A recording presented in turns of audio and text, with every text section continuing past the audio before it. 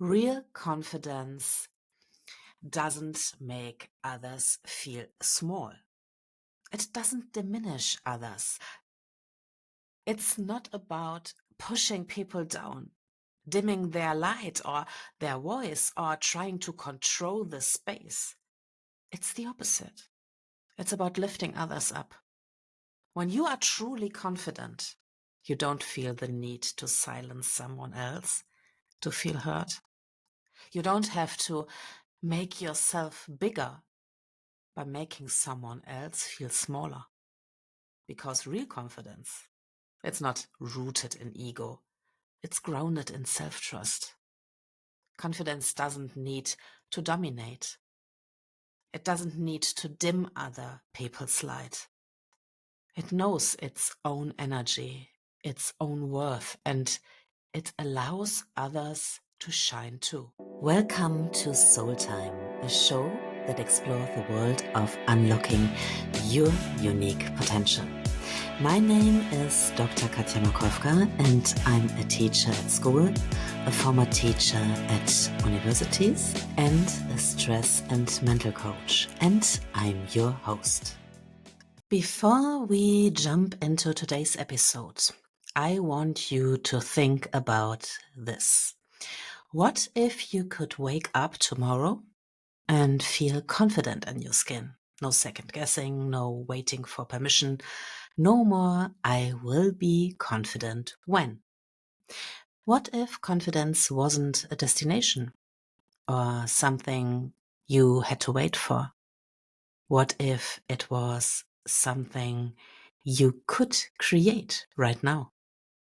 So let's dive into unpacking what confidence really is, and let's break down why confidence isn't about being born with it, why it's more like a muscle we build with patience, and how you can start right where you are. No magic, just doable steps. So many of us grow up thinking confidence is something you have or you don't have. Like it's this fixed personality trait. Some people are just born with it, and others will never have it or have to fake it forever. But let me tell you something really freeing. That's not true. Confidence is a skill.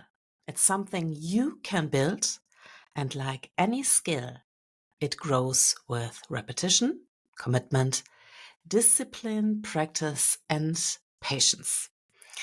You don't need to feel confident before you take action. In fact, it's often the opposite. You take the action first, and confidence follows. You show up, you try, you fail, you try again, and little by little, you start building trust in yourself. You start to believe that you can achieve your goals if you stick to it. Learn the skills you needed to get there. Surround yourself with people who want to see you win, and create an uplifting environment where you can flourish. And that's what real confidence is. Real confidence is self-trust in motion. It's taking proactive action steps in alignment with your heart and core values. One of the biggest myths about confidence is that confident people are always sure of themselves. And that's absolutely not true. Confident people feel unsure too. They doubt themselves. They make mistakes. They fall down. But the difference is they keep going, and they don't wait to have all the answers. They trust themselves to figure it out along the way. Confidence doesn't require certainty. It requires courage. It's the quiet voice that says, I'm not totally sure how this will go, but I'm going to try anyway, and I will figure it out while going. And every time you choose courage over perfection, you are building your confidence muscle. Another huge aspect is comparison. Comparison is one of the biggest challenges. When you are constantly looking sideways, measuring your progress, your worth, your everything against someone else's biggest achievements, you start to lose trust in your own path. And you wonder, am I doing enough? Should I be more like them? You start shrinking yourself to fit into someone else's version of life. And that, my friend, is the fastest way to dim your light.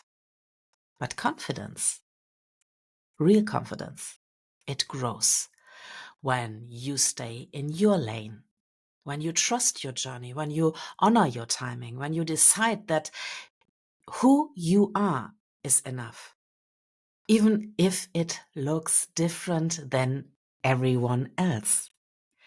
You don't need to be someone else, and you don't need the permission of someone else. The next huge aspect, and honestly one that doesn't get talked about enough, is this. Real confidence doesn't make others feel small. It doesn't diminish others. It's not about pushing people down, dimming their light or their voice, or trying to control the space. It's the opposite. It's about lifting others up. When you are truly confident, you don't feel the need to silence someone else to feel heard. You don't have to make yourself bigger by making someone else feel smaller. Because real confidence, it's not rooted in ego. It's grounded in self-trust. Confidence doesn't need to dominate. It doesn't need to dim other people's light. It knows its own energy, its own worth, and it allows others to shine too.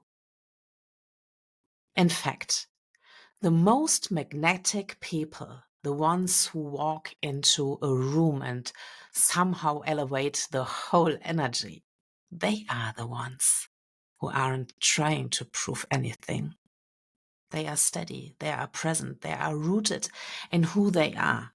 And in doing so, they create space for others to be themselves.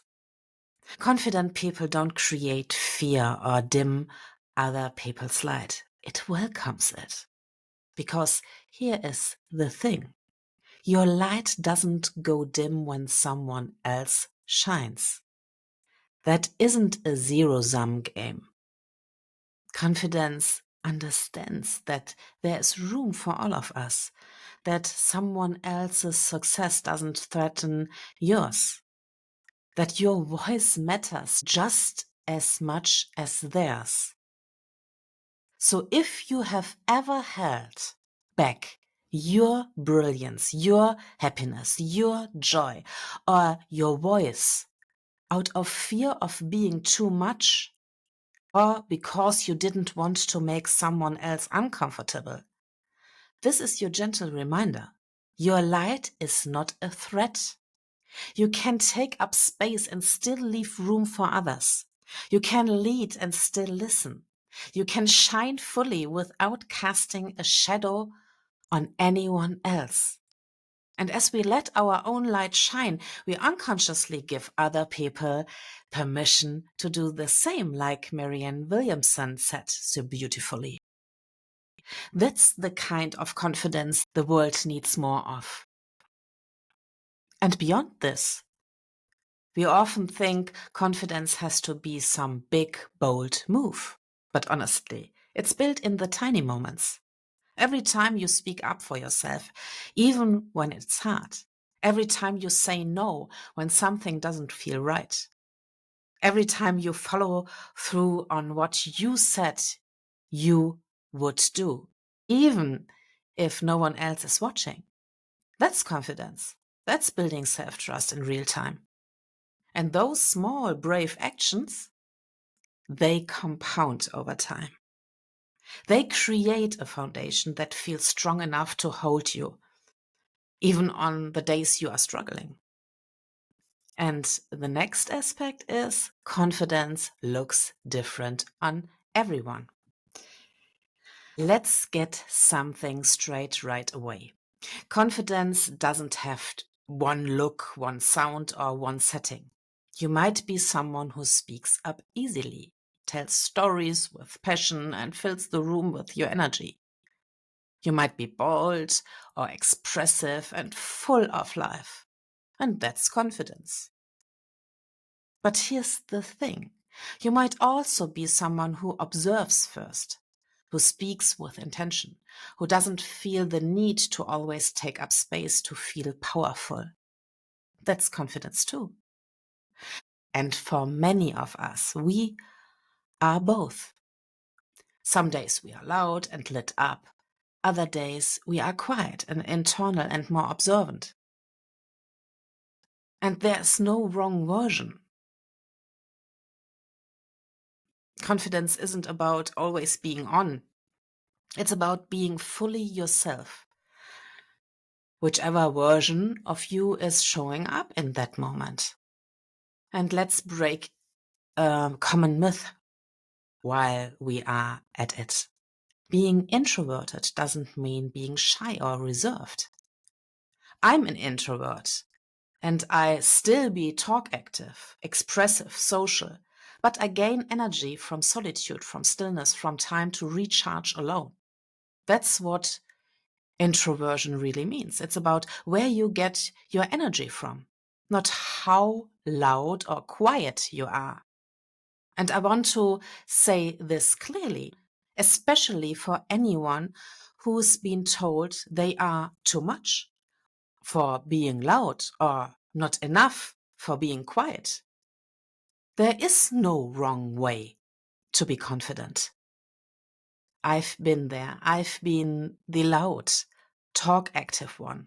And yes, I've been told to tone it down or to shrink to be more appropriate.